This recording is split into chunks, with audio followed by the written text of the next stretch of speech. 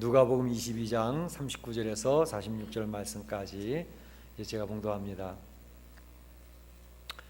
예수께서 나가사 습관을 따라 감람산에 가시매 제자들도 따라갔더니 그곳에 이르러 그들에게 이르시되 유혹에 빠지지 않게 기도하라 하시고 그들을 떠나 돌 던질 만큼 가서 무릎을 꿇고 기도하여 이르시되 내 아버지여 만일 아버지의 뜻이거든 이 잔을 내게서 옮기시옵소서.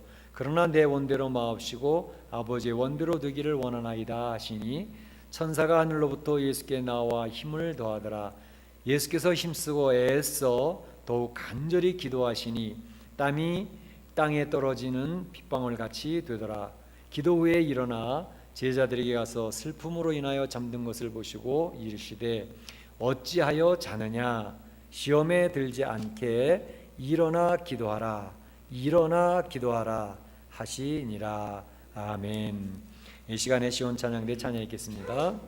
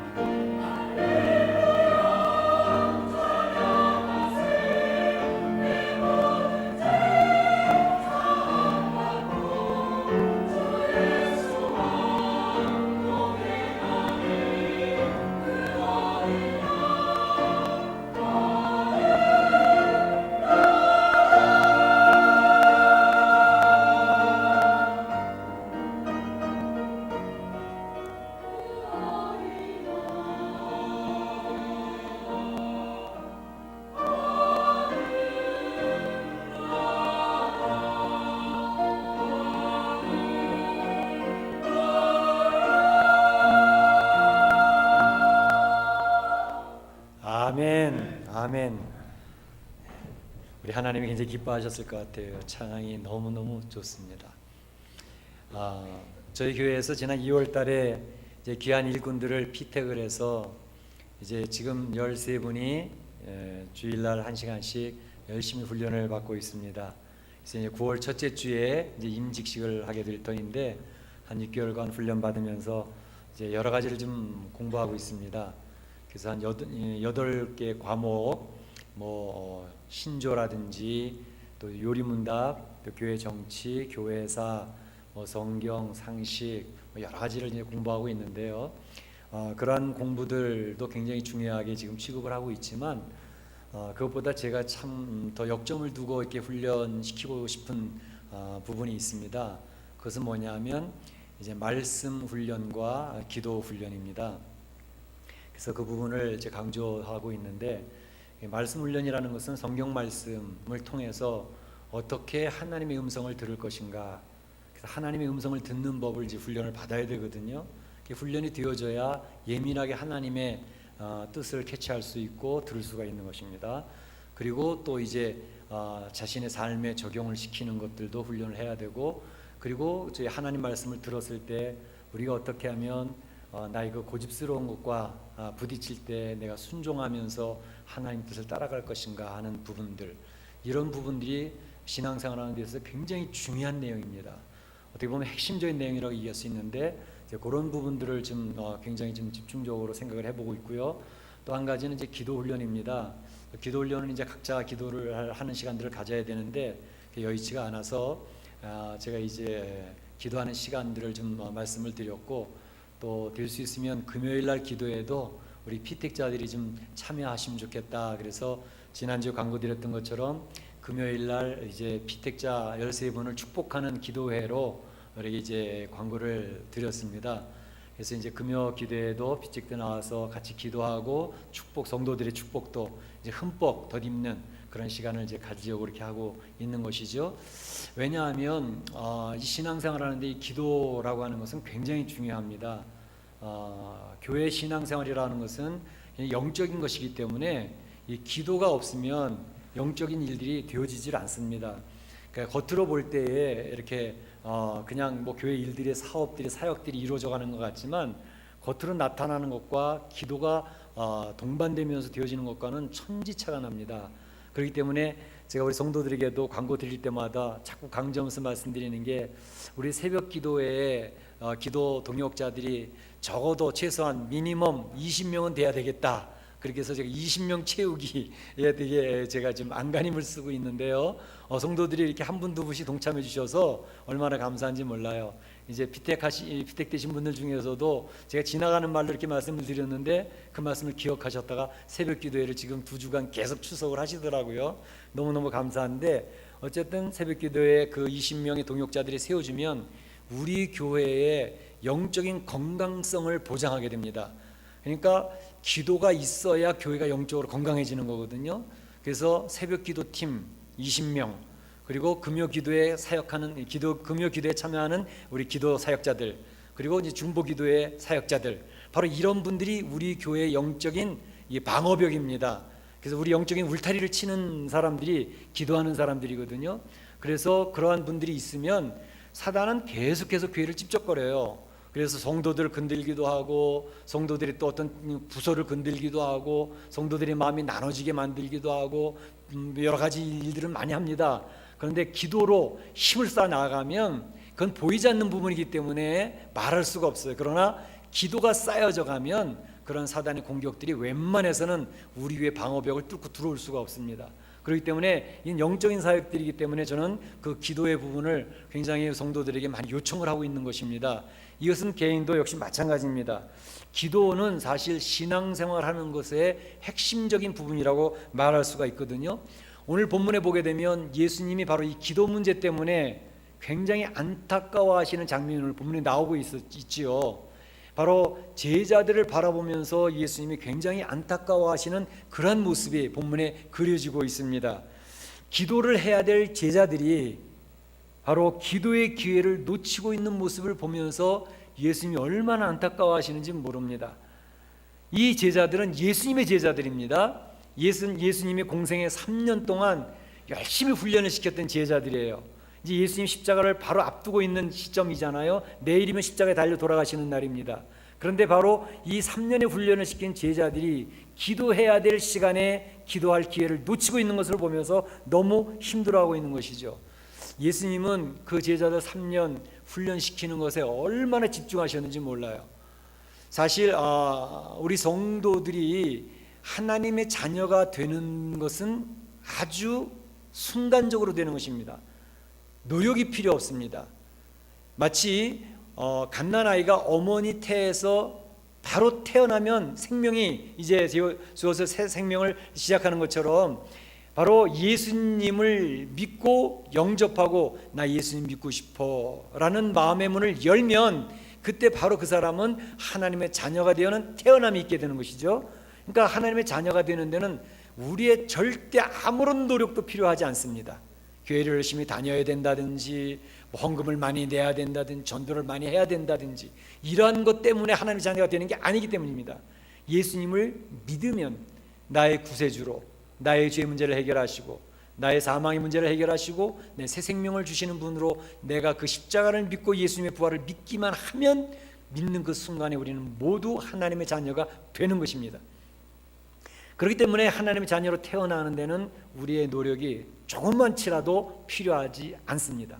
그런데 하나님의 자녀로 태어나고 나면 하나님의 사람들로 세워져 가는 데는 훈련이 필요합니다.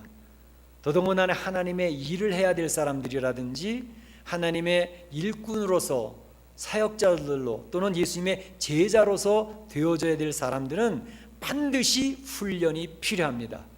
훈련 없이는 하나님의 일꾼이 될 수가 없습니다. 예를 들어 설명하면 이제 한국에서 군 복무가 국방의 의무가 의무잖아요. 그런데 청년들을 모아서 군대에 이제 소집을 했어요. 소집하자마자 그 소집한 청년들을 휴전선 155마일에 그냥 배치해 보세요. 그 친구들이 휴전선을 지켜낼 수 있겠느냐고요. 총소리 한 번만 들으면 다 도망가 버립니다. 일꾼이 아니죠. 그렇기 때문에 군 소집을 하고 나면 이 친구들을 논산훈련소로 불러서 거기서 제식훈련, 각개전투훈련, 총검술 훈련 이런 모든 훈련을 통해서 훈련시킨 다음에 총을 쥐어주고 155마일 휴전선에 배치를 하는 겁니다. 훈련이 되어진 사람이 상대가 와도 총을 쏘면서 작전을 짜면서 막을 수 있는 것과 동일합니다. 그렇기 때문에 우리 성도로 하나님의 자녀로 태어난 사람은 바로 이제 갓난아이의 순서를 거쳐서 유치원과 또 초등학생 과정을 거쳐서 이제 중고등부, 대학생, 청년의 시절을 거쳐서 장성한 어른의 단계까지 커져 나가야 되는 것입니다. 그런데 바로 그렇게 청년으로서 또는 어른 장성한 분량의 성도로 세워져서 하나님의 일을 하는 분량에까지 되려면 그 사람들에게는 반드시 훈련이 필요한 것이죠. 이 훈련을 안 받고 있으면 성도들이 갓난아이 상태로 태어나서 그냥 미성숙한 모습으로 늘 보채고 울고 짜증내고 답답해하고 하는 그런 모습으로 그냥 머물러 있게 되기가 쉽습니다. 그러니까 성장을 해야 되고 자라나야 되는데 그 과정은 훈련입니다. 이 훈련이 가장 핵심 포인트는 바로 말씀 훈련과 기도 훈련입니다. 이것을 통해서 하나님의 일꾼들, 사역자들, 제자들이 키워져 가는 것입니다. 그런데 바로 그 중에 중요한 기도의 훈련에 대한 것을 예수님께서 이야기하셨는데 그만 3년 동안 훈련받았던 제자들이 지금 처참하게 무너지고 있는 모습이 오늘 본문에 나오고 있는 것이죠. 그런데 성도들도 역시 마찬가지입니다. 신앙생활한 지 굉장히 오래됐어요. 5년, 10년, 어떤 분은 30년이 되어졌는데도 여전히 초등학교 학생들 수준에 머물러 있는 미성숙한 모습이 있을 때도 많이 있는 것을 봅니다. 뿐만 아니라 직분을 가지고 있음에도 불구하고 그 직분에 걸맞는 힘 있는 사역자의 모습이 드러나야 되는데 성숙한 모습이 드러나야 되는데 전혀 그렇지 못한 모습도 자주 발견하게 되는 것이죠. 그러니까 성도가 기도의 삶이 빈약해져서 신앙생활이 아주 실패하는 그런 모습들을 발견하는 것은 그렇게 어렵지 않습니다. 하나님의 자녀인데 예수님 믿은 지 오래됐는데 직분도 있는데 신앙생활은 여전히 실패하는 모습 속에서 쓰러지는 그런 모습이 비일비재하게 발견이 되더라 하는 것입니다. 오늘 본문에 보게 되면 두 가지를 소개하려고 합니다. 기도에 실패하고 있는 제자들의 모습과 기도에서 성공하고 있는 예수님의 모습을 두 가지를 비교해 보시면서 우리는 실패하는 제자의 모습에서 기도에 성공하는 예수님의 모습을 담는 그런 성도가 되었으면 하는 것이죠. 먼저 여기 3년 동안 훈련받았던 이 제자들이 왜 이 기도에서 오늘 실패하고 있는가 하는 것이 한 두 가지 나오는데요. 첫 번째 이유는 예수님의 말씀을 주의 깊게 듣지 않았다라고 하는 것입니다. 예수님의 말씀 좀 주의 깊게 마음에 잘 담아두고 있었으면 기도의 생활 실패하지 않았을 텐데 그렇지 못했습니다. 사실 오늘 본문의 내용은 이제 누가복음에만 나오는 게 아니라 마가복음 14장 32절 이하에도 나오고 있고요. 또 마태복음 26장 36절 이하에도 동일한 내용이 나옵니다. 그래서 서로 설명이 보완적으로 설명이 될 수 있는데 오늘 마가복음 14장 34절에 보게 되면 이런 내용이 있습니다. 예수님이 제자들에게 이렇게 이야기를 합니다. 내 마음이 심히 고민하여 죽게 되었으니, 내 마음, 예수님의 말씀입니다. 내 마음이 심히 고민하여 죽게 되었으니 너희는 여기에 머물러서 깨어 있으라, 이렇게 얘기하십니다. 그러니까 깨어 있으라는 말은 여기에 머물러서 열심히 기도 좀 하고 있으라, 그런 말씀이 되겠습니다. 그러니까 예수님은 정말 그 하나님이신 예수님이, 웬만한 것을 두려워하지 않는 예수님이 심히 고민하여 죽게 되었다고 말씀하실 정도면 예수님이 얼마나 심각한 지금 시간을 맞이하고 있으시나 하는 것이죠. 그래서 지금 시간은 굉장히 중요한 시간인데 이 중요한 시간에 너희는 기도해야만 된다라는 것을 이야기하는 것이죠. 이 기도하는 시간을 여러분이, 너희 제자들이 잃어버리면 안 된다라고 이야기를 하고 계시는 것입니다. 그러나 예수님이 말씀하시는 것을 그 제자들은 귀담아 듣지를 않았습니다. 그냥 스쳐 흘려버리고 말았던 것입니다. 예수님의 주님의 귀한 권면을 듣지 않고 예수님이 주시는 그러한 사인들을 그냥 흘려버리고 있는 것이죠. 사실은요, 우리 사랑하는 성도들이 신앙생활을 하다 보면 하나님은 살아계신 분이고 우리 예수님은 살아계신 분이기 때문에 성도들의 삶 속에서 여러 가지 사인들을 주십니다. 여러분들 타치하시죠. 사인들을 주시죠. 개인적으로는 뭐 어떤 사람과의 관계가 참 좋았었는데 어느 날 갑자기 관계가 틀어졌다든지, 그것도 사인 중에 하나입니다. 또 어떤 경우는 뭐 늘 건강이 괜찮은데 갑자기 건강에 이상이 왔다든지, 그러면 그것을 통해서도 하나님이 뭘 얘기하시려고 하나 하는 걸 한번 살펴볼 필요가 있습니다. 그러니까 우리 개인의 삶 속에서 평상시와 다른 이상한 타치들이 오기 시작을 하면 이게 뭔 일이지?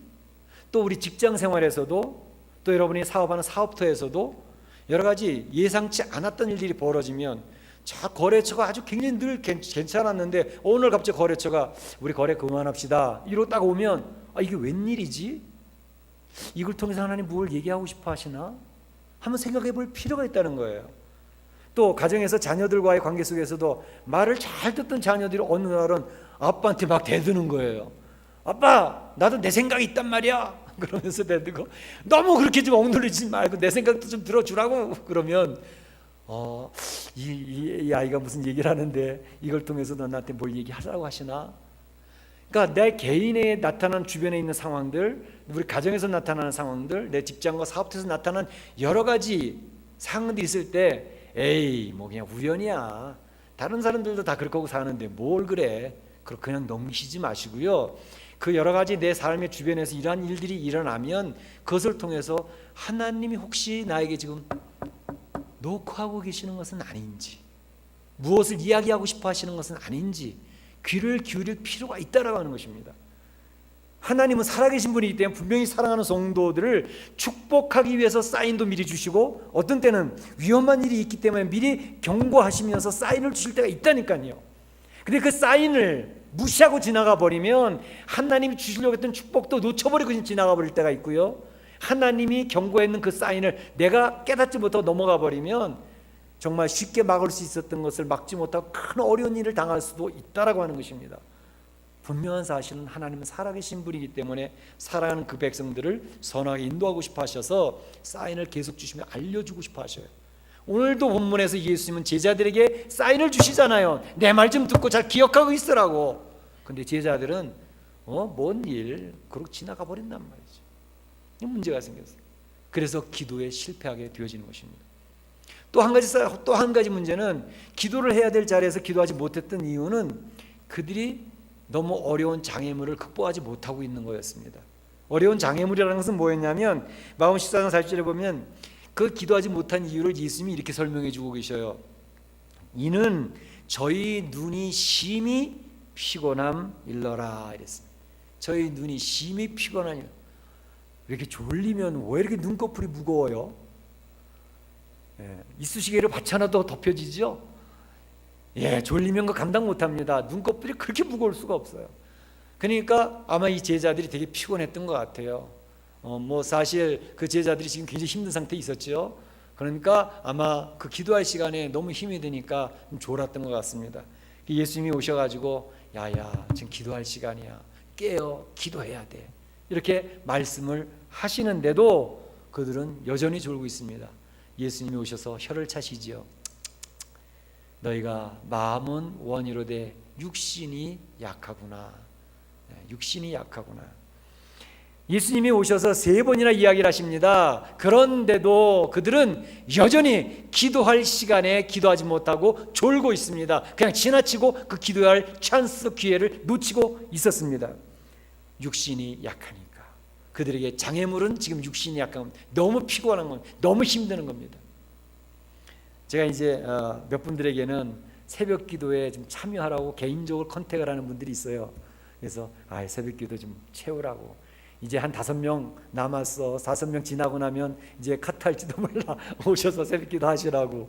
그래 얘기를 하면 그분들이 하나같이 얘기하시는 게, 목사님 제가 새벽기도 나가고 싶은 것은 내가 확실한데 근데 저는 새벽잠이 많아요. 새벽에 내 일어나고 싶어도 못 일어나겠어요. 그러니까 새벽기도 나가야 된다는 건 알겠는데 너무 힘들어도 못 나옵니다, 이런 얘기를 해요. 저는 충분히 이해하죠. 새벽잠 많은 분은 힘들어요.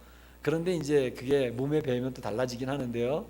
그래도 제가 계속 콜링을 합니다. 나도 그래서 새벽기도 하라고.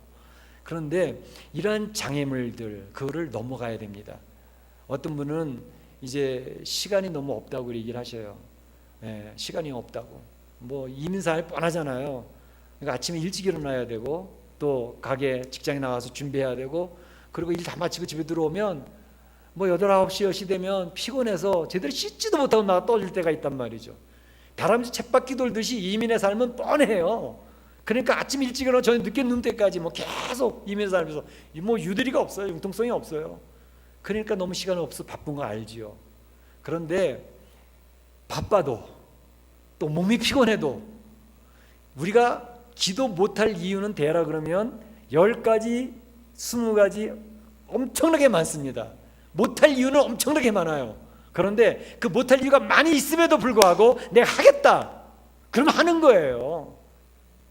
할 수 있다, 해야겠어 그러고 다짐을 하고 하면 새벽잠에 눈이 안 떠져도 몇 번씩 빠져들어가도 나와서 하게 되는 거라고요. 시간이 아무리 바빠도, 이민에서 아무리 바빠도 기도할 시간은 내가 빼놓고 해야지. 그렇게 다짐하시면 할 수 있다니까요. 할 수 있는 거예요. 마음 먹기에 달려 있습니다. 그 장애물들을 뛰어넘는 것이 신앙입니다. 그래서 이제 기도하지 못할 이유들 여러 가지 있어서 그걸 못 뛰어넘으니까 이제 기도의 사람으로 올라가는 업그레이드가 안 되는 거죠. 근데 사실은 이제 문제는 기도하면서 기도의 맛을 보기 시작하면 저절로 달라집니다. 기도하시면 이제 어떤 분들은 기도해봐도 매달려보고 금식기도도 해보고 금요기도도 해보고, 전 목사님들이 기도하라 그래서 열심히 기도해봤는데요, 아직까지 그게 그건 것 같고 잘 모르겠어요. 그런 분들은 그 단계를 못 넘어가는 거예요. 그런데 이제 기도에 매달렸던 분들 중에서 기도의 응답을 받았던 분들이 생깁니다. 기도하다가 기도의 그 역사를 경험했던 분들이 이제 생기기 시작합니다. 그러면 달라집니다. 사실 이민생활에서 굉장히 어려운 것들이 이제 직장에 이때 안정이 잘 돼야 되고, 또 이제 가정도 흔들리지 않게 잘 안정이 돼야 되고 하는 것들이 이제 굉장히 큰 문제들 아닙니까? 또 한 분은 이제 신분 문제 같은 것들도 그래요. 그래도 멕시코는 좀 유두리가 있는 것 같아서 좀 괜찮은데, 미국 같은 데서는 신분 문제가 첫 번째로 걸려듭니다. 그러니까 영주권을 받아야 되는 문제. 그래서 교회 나오는 분들, 많은 분들이 그 문제를 놓고 죽기 살기로 기도하는 분들이 많습니다. 불가능해요. 일반적으로 보게 되면 전혀 가능한 일이 아닌데 불가능한 상태에서 하나님 앞에 하나님 이 문제 좀 해결해 주세요. 그 울며 불며 기도합니다. 또 잘못된 사람을 만나면 얼마나 골탕을 먹는지 몰라요. 굉장히 힘들거든요. 예. 그게 불가능한 상태인데 하나님 앞에 기도를 하는데 하나님께서 인도하시는 것을 경험하는 경우입니다. 하나님께서 풀어주시는데 그 풀어주시는 역사들이 기가 막히게 풀어주시는 역사들을 경험하게 되어지면 달라지는 거지. 하나님 이제 아이들이 커가지고 대학교 가야 되는데 이 영주권이 안 나오면 대학교를 보낼 수가 없습니다. 공부를 잘해서 좋은 대학교 갔는데도 영주권이 없으면 뭐 학비를 감당할 수가 없으니까, 그러니까 하나님 이걸 해결해 주세요 막 기도를 하는데 하나님께서 기가 막히게 대학교 들어가기 전에 영주권을 딱 주시는 거예요. 그 시간에 맞추어서 그 상황에 맞춰서 불가능했던 일을 가능하도록 하나님 풀어주시는 역사를 경험하면 그 사람은 목에 칼이 들어와도 하나님은 내 기도를 들어주신 살아계신 분이다 담대하게 증거를 한다니까요. 그분은 너무 좋으신 분이라고 이야기를 한다니까요. 왜? 기도했는데 하나님이 그 기도에 응답을 해주신 걸 체험을 했거든요. 그런 일들을 한 번, 두 번, 세 번, 네 번 기도를 통해서 정말로 죽기 살기의 상황 속에서 하나님께서 풀으셨던 역할들을, 그런 일들을 몇 번 경험하고 나면 하나님을 의지하지 않을 수가 없는 사람이 됩니다. 그렇게 되면 기도의 맛을 보았기 때문에 그 사람은 어떤 일을 만나도 자신감이 있습니다. 하나님께서는 기도에 응답하신다고 하는 확신을 가지고 있습니다. 혹시 하나님이 내가 원했던 기도에 응답하시지 않는다 할지라도 그분은 참 좋으신 분이라는 것을 확신하고 있기 때문에 하나님이 풀어주시는 대로 따라갈 겁니다 라고 하는, 그리 아니하실지라도의 신앙이 생깁니다. 분명한 사실은 하나님은 살아계신 분이고 그분은 그 성도를 사랑하기 때문에 내가 원하는 것을 들어주셨든 들어주시지 않았든 상관없이 가장 좋은 길로 인도하신다고 하는 확신을 가지고 따라가기 때문에 주님 앞에 엎드려 기도한다는 것이, 바로 그것이 신앙의 핵심입니다. 하나님을 인격적으로 만나면, 예수님을 인격적으로 만나서 주님과의 교통이 이루어지고 교제가 이루어지면 그런 일들이 이루어지는 것입니다. 그래서 이런 경험들이 있는 성도들은 기도하기 시작을 합니다. 그러니까 그냥 기도꾼이 되는 게 아니고요. 그래서 그런 기도를 통해서 하나님의 역사를 경험한 사람들은 아무리 불가능한 일이 있어도 하나님 앞에 엎드려서 웁니다. 하나님 들어주세요. 아니 들어주셔도 하나님 사랑 인도하시는 것은 저는 확신합니다. 그리고 따라간다니까요. 그게 주님과 연결되어져 있는 살아있는 심령이 되어지게 되는 것입니다. 그런데 오늘 본문에 보게 되면 기도 기회를 잊어버리는 제자들, 예수님이 오셔서 3번이나 오셔서 깨웠는데도 일어나지 않으니까 툭툭 치면서 야 됐어, 이제는 자고 쉬라, 더 이상 기도할 필요 없어, 이렇게 얘기를 하시는 거예요. 기도할 기간이, 시간이 지나갔다는 거죠. 찬스를 놓쳐버린 겁니다. 일어나라, 나를 팔자가 가까이 왔도다 얘기를 하시면서 그 제자들의 기도 시간을 중단시키는 겁니다. 자, 기도할 시간에 기도하지 못한 제자들의 모습은 어떻게 되겠습니까? 기도할 시간에 기도하지 못한 사람의 삶은 처참해집니다. 기도할 기회, 그 찬스를 잃어버린 사람의 모습은 너무나도 비참합니다. 자, 보세요. 그 자리에 베드로와 야고보와 요한이 있었거든요. 그 세 제자를 데리고 올라가서 하나님, 예수님 기도하셨으니까 겟세마네 언덕에서. 그런데 베드로가 사실 얼마 전부터 얼마나 큰 소리 땅땅 쳤습니까?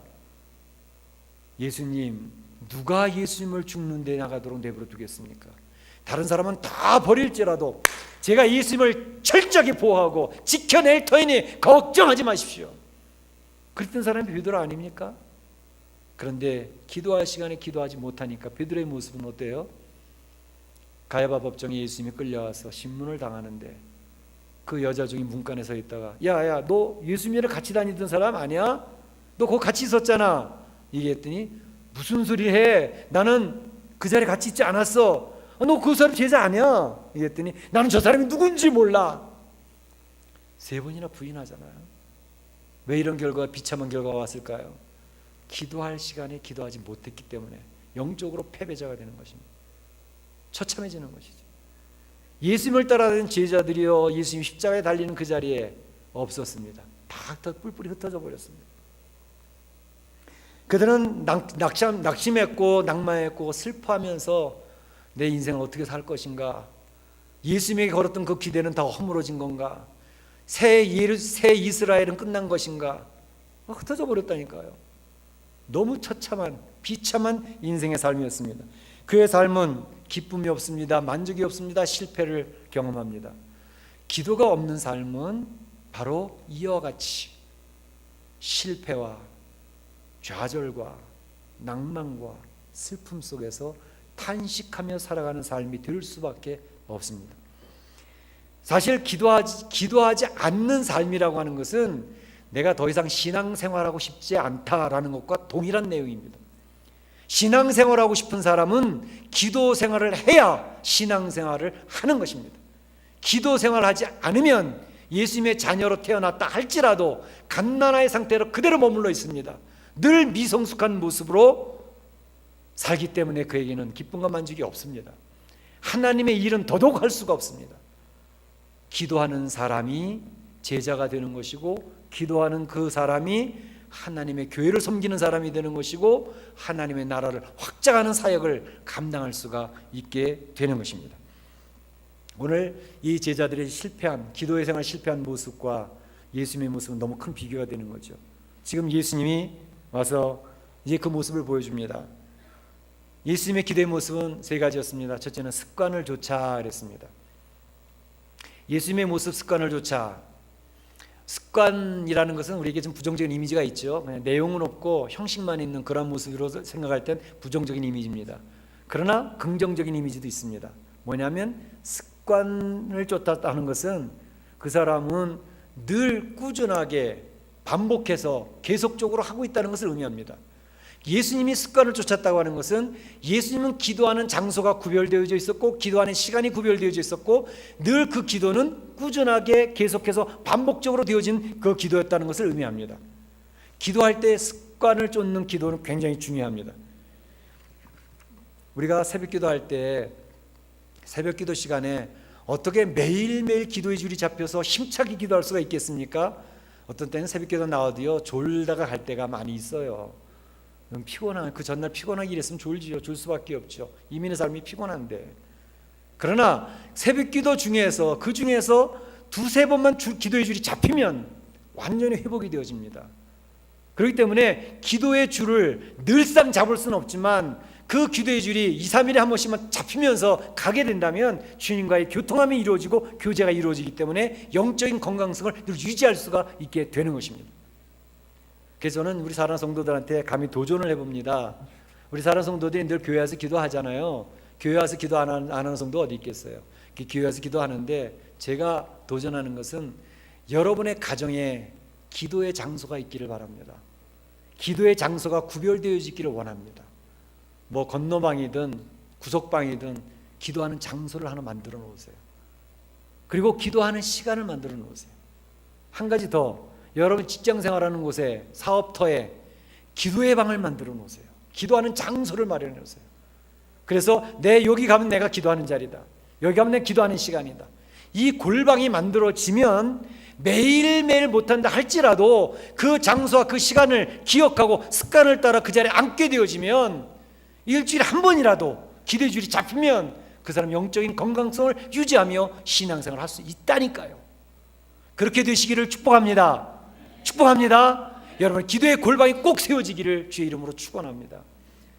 그래서 교회에서만이 아니라 내 가정에서 기도의 골방, 내 직장에서 기도의 골방, 일주일 내내 안 해도 좋습니다. 일주일 한두 번만이라도 그 기도의 자리에서 기도의 줄이 잡히기만 하면 그 사람은 신앙생활을 제대로 하는 사람이 됩니다. 영적인 건강성을 유지할 수 있는 사람이 되는 것입니다. 그래야 신앙생활을 제대로 하게 되는 것입니다. 예수님은 또 돌 던질 만큼 떨어진 곳에서 기도를 하셨습니다. 제자들과 좀 떨어진 곳에 기도하셨어요. 왜 그렇게 하셨을까요? 같이 합심 기도하시지. 그 떨어진 이유는 예수님이 하나님 앞에 집중하고 싶어서, 하나님과 은밀한 대화를 나누면서 집중하고 싶어서 떨어져서 기도를 하시는 거예요. 우리가 기도할 때 이 하나님께 집중하는 것은 굉장히 중요합니다. 골방을 가지고 기도를 하더라도요, 골방에 무릎 꿇고 앉아서 기도를 하는데 그 골방이 시장 어귀처럼 될 때가 있어요. 다시 말하면 무릎은 꿇고 기도하겠다고 눈은 감았는데 머릿속에는 계속해서 회사의 일과 직장 일과 사업의 일과 우리 가정의 자녀들의 일이 뱅글뱅글 돌아가면 그거는 하나님께 집중을 못하고 있기 때문에 시장 바닥에서 기도하는 것과 똑같아요. 그러나 성도들이 같이 모여서 기도를 하더라도 기도를 하나님 앞에 집중을 하면 성도들이 같이 얘기하는데 성도들이 기도가 전혀 안 들리는 거예요. 내 기도만 집중돼서 기도하는 거예요. 하나님께 집중하니까. 그건 사람들 성도들 같이 모여서 기도해도 그건 골방 기도를 하고 있는 사람입니다.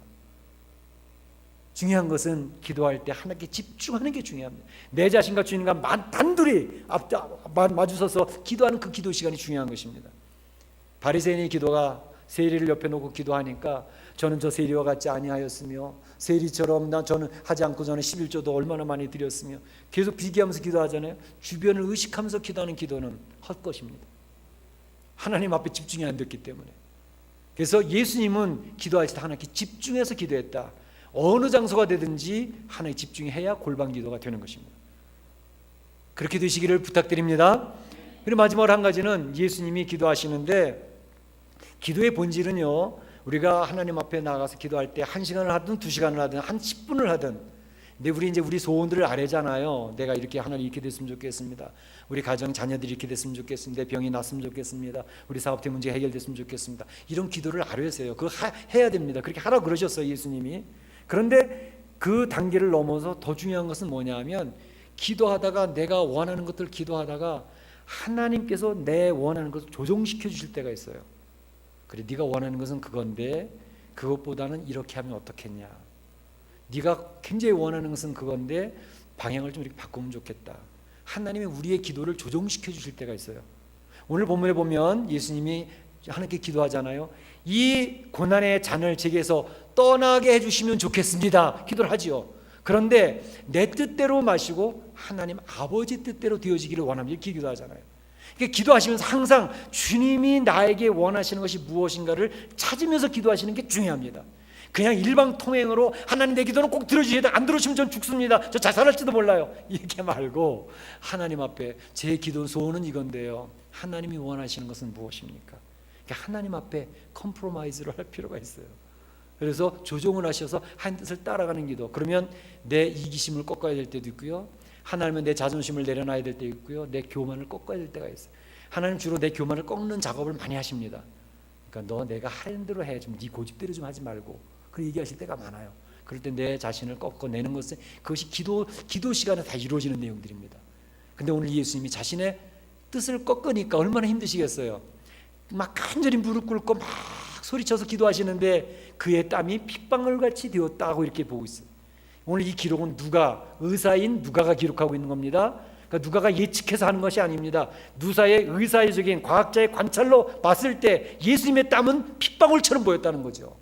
그렇게 지금 관찰을 설명을 하고 있는 것입니다. 예수님이 이가 죽기 살기로 기도하셨다는 거예요. 겟세마네 언덕에서. 히브리서 5장에서 나오는 것처럼 예수님이 그것에서 통곡으로 기도하셨다고 그러잖아요. 통곡과 간구를 하셨다고 그래요. 이렇게 기도를 하신 예수님은 그 끝이 어떻게 됐을까요? 제자들은 기도의 시간을 놓쳐서 철저하게 실패했지만 예수님 그 기도 시간에 하나님 앞에 단둘이 기도를 하고 나니까 기도에 승리를 하니까 십자가 고난의 길, 제자들 다 떠나서도 십자가를 혼자서 가시멜로만 쓰시고 창을 받으시면서 그 고통을 나누면서 그 사역을 성공하시잖아요. 예수님도 기도하셨기 때문에 성공하시는 겁니다. 그래서 우리가 깨달아야 될 것은 기도가 있으면 우리의 삶이 실패같이 보여도 그 삶은 성공입니다. 그러나 우리의 삶이 기도가 없으면 이 세상의 삶이 성공한 것처럼 쌓여서도 그건 모래성입니다. 순간에 다 무너져 버립니다. 그렇기 때문에 기도가 있는 실패의 삶으로 성공이냐 아니면 기도가 없는데 이 세상에 성공한 것이 보이는데 실패의 삶이냐 결정은 우리에게 달려 있습니다. 오늘 예수님 우리에게 요청하십니다. 멕시코 한인교회 성도들아 일어나 기도하라. 골방을 가지고 하나님 앞에 나와 맞닥뜨리며 기도 좀 해보자. 주님이 우리에게 요청하십니다. 그것을 성공하시면 여러분 신앙생활에 성공합니다. 살아계신 하나님을 경험합니다.